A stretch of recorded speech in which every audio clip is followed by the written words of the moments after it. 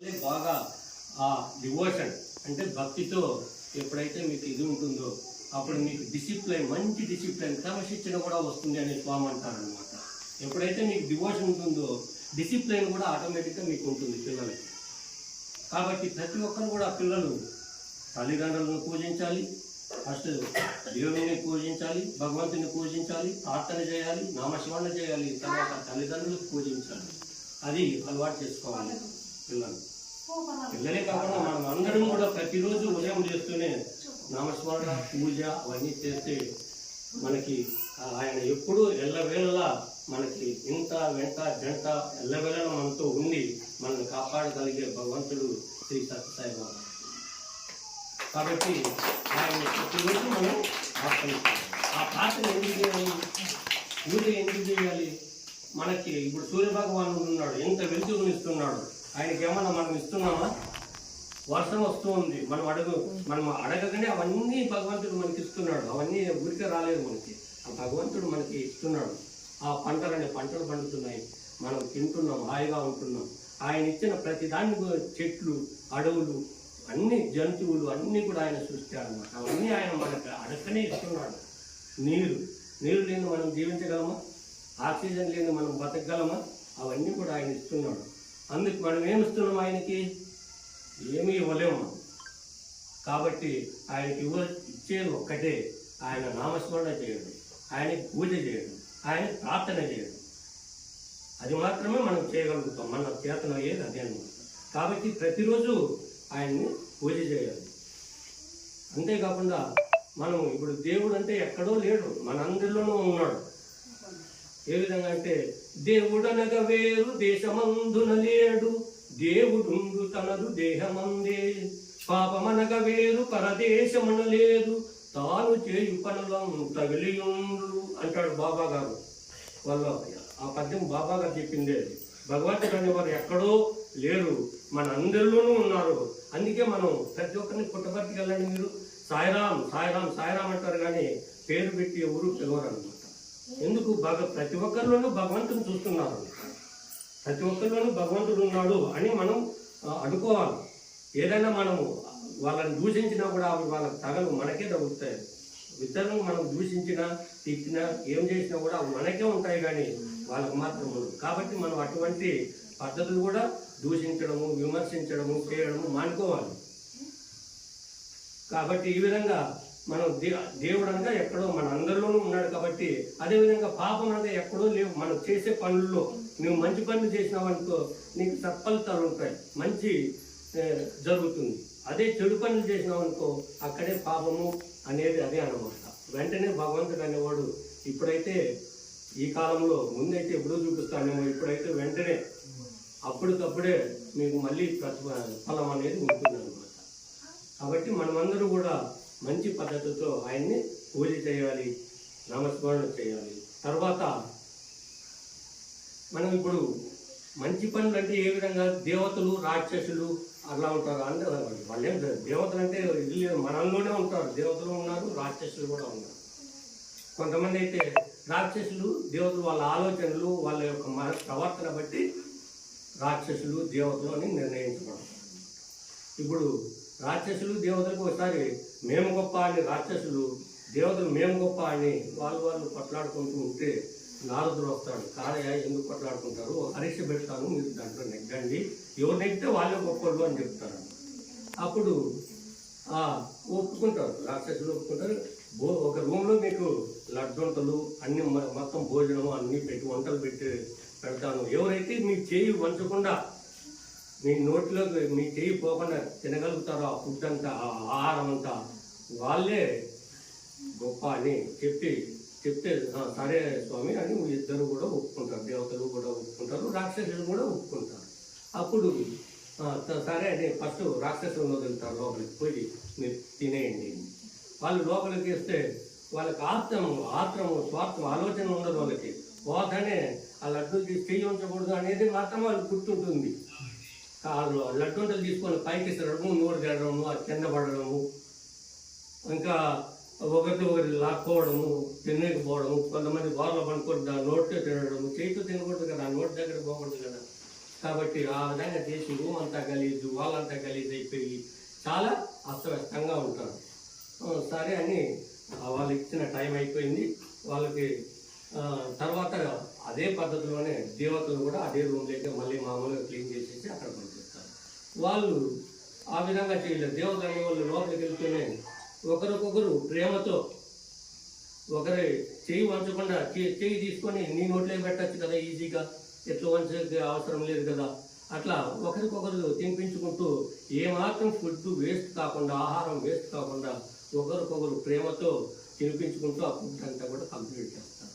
వారి దేవతల యొక్క ఆలోచన విధంగా ఉంటుందన్నమాట.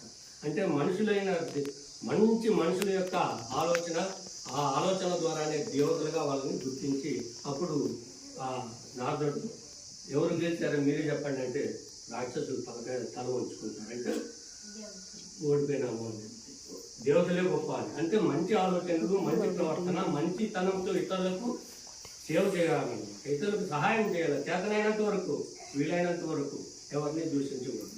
ఆ విధంగా చేస్తేనే మనం దేవతలుగా గుర్తించబడతాం. మనందరిలోనూ దేవుడు ఉన్నాడు. రాకపోతే వాళ్ళ ఆలోచనలు, వాళ్ళు చేసే పనులను బట్టి వీళ్ళు రాక్షసులు, వీళ్ళు దేవతలు అని నిర్ణయించారు. అందుకే మన స్వామి ఎప్పుడు ఇతరులకు సేవ చేయండి, లవ్ ఆల్ సర్వ్ ఆల్. ఆయన యొక్క ఫిలాసఫీనే అంత, ఆయన గైడ్ లైన్సే అంత, ఆయన చూపిన మార్గమే అది. లవ్ ఆల్ సర్వ్ ఆల్, అందరినీ ప్రేమించండి, అందరికీ సేవ చేయండి. అంతేకాకుండా లవ్ ఆల్ సర్వ్ ఆల్ తర్వాత హెల్ప్ ఎవర్ హార్ట్ లెవర్ అని కూడా ఆయన ఆ రెండు, హెల్ప్ ఎవర్ హార్ట్ లెవర్, ఎవరిని బాధించండి, ఎల్లప్పుడూ ఇతరులకు సేవ చేస్తూ ఉండండి, సహాయం చేస్తూ ఉండండి. అదే మీకు చాలా ఇదిగా ఉంటుంది.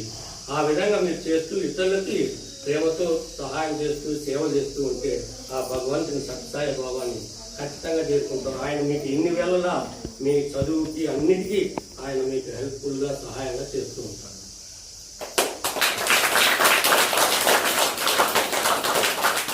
చుట్టూ ఉండే వాళ్ళు ఒక నలుగురు చెడ్డవాళ్ళు ఉన్నారు, మీరు అందులో చేరారనుకో, మీరు కూడా ఆ విధంగానే చేరాలి. కాబట్టి మంచి వాళ్ళు, అటువంటి వాళ్ళు కూడా మార్చగలిగితే మార్చగలగచ్చు.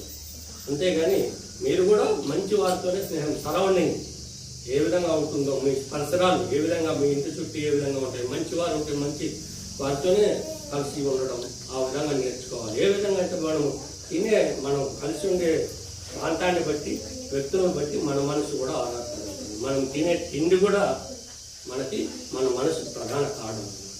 అది ఏ విధంగా అంటే ఎట్టి మేఘమో అట్టి వర్షమో, ఎట్టి వర్షమో అట్టి పంట, ఎట్టి పంటో అట్టి వంటో అట్టి మనసు, ఎట్టి మనసులో అట్టి భావాలు, ఎట్టి భావాలు అట్టి కర్మలు, ఎట్టి కర్మలు అట్టి ఫలితాలు.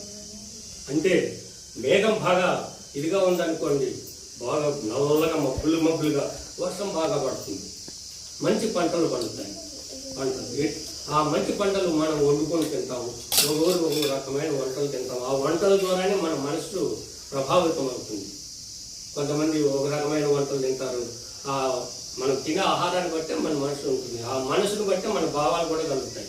ఒక చెడు పనులు చేస్తున్నాడంటే ఆయన తినే ఆహారం ఆ విధంగా ఉంటుంది, ఆ విధంగా ప్రేరేపిస్తుంది. కాబట్టి ఆయన ఆ విధంగా తయారవుతాడు. అందుకే మనం మంచి వారితో మంచి స్నేహము కలిగి ఉండాలి. మన చుట్టూ ఉన్న మంచి వారితోనే మనం స్నేహం చేయాలి. ఆ విధంగా మీరు చిన్నప్పటి నుంచి అలవాటు చేసుకోవాలి. మంచితనం అనేది అందరూ నేర్చుకోవాలి. అటువంటి వారు మార్చగలిగేటట్టుగా మీరు ప్రవర్తించాలి. చెడువారు ఎవరైనా ఉంటే కూడా వాళ్ళు వదిలేయకూడదు, ఏమన్నా మార్చడానికి ప్రయత్నం చేయాలి మీరు అందరూ. ఆ విధంగా చేస్తూ ఆ భగవంతుని చెప్పిన మార్గాలు మనం అనుసరించినట్లయితే ఆ భావాన్ని మనకి తప్పగా తోడుగా ఉంటాడు. అదే మన సాయి అంటే ఆయన ఓయి అని మీ ఇంట వెంట జంట ఆ ఎల్లవేళలా ఉంటాడు. సాయి అనండి, ప్రతిరోజు సాయి సాయి సాయిరాం సాయిరాం సాయిరాం అండి మీతో కాపాడుతూనే ఉంటాడు. ఆయనకి మరణం లేదు. ఉరికైనా మనం ఫిజికల్గా పోయారు కాబట్టి ఈరోజు వర్ధంతి జరుపుకుంటున్నాం. ఎప్పుడు ఏప్రిల్ 24 రోజు ఆయన 2011 సంవత్సరంలో ఇది అయినారు. ఆయన పుట్టినరోజు మళ్ళీ నవంబర్ 23 బర్త్డే జరుపుకుంటాం కదా మనం. అప్పుడు నవంబర్ 23 1926లో ఆయన పెద్ద వెంకమరాజు ఈశ్వరమ్మ వాళ్ళ నాన్న అమ్మ పేరు. ఆ విధంగా వాళ్ళ తల్లిదండ్రులు కూడా ఎంత పేరు ప్రఖ్యాతులు తెచ్చిపెట్టారో స్వామి ఒకసారి ఆలోచించండి. మీరు కూడా అదేవిధంగా తల్లిదండ్రులకి మంచి పేరు తీసుకొస్తే, గర్వపడేలా మంచి పేరు తీసుకొని వస్తే ఆ భగవంతుడు కూడా మీతో కాపాడగలుగుతాడు.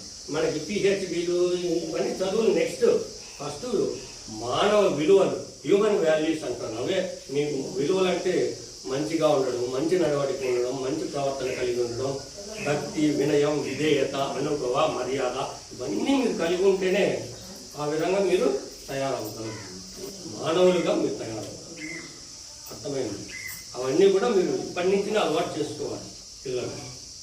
ఆ విధంగా మనం మంచి విలువలు నేర్చుకుంటూ తర్వాత ఆ భగవంతుని నామ స్మరణ చేస్తూ ఆ భగవంతునికి మనము ఎల్లవెల్లలా కృపతో దయతో ఉండాలని కోరుకుంటూ ఆ భగవాన్ శ్రీ సత్యసాయి బాబా వారి ఆశీస్సులు మీకు ఎన్నో వేళ మెండుగా ఉండాలని కోరుకుంటూ ఈ సెలవు తీసుకుంటున్నాను.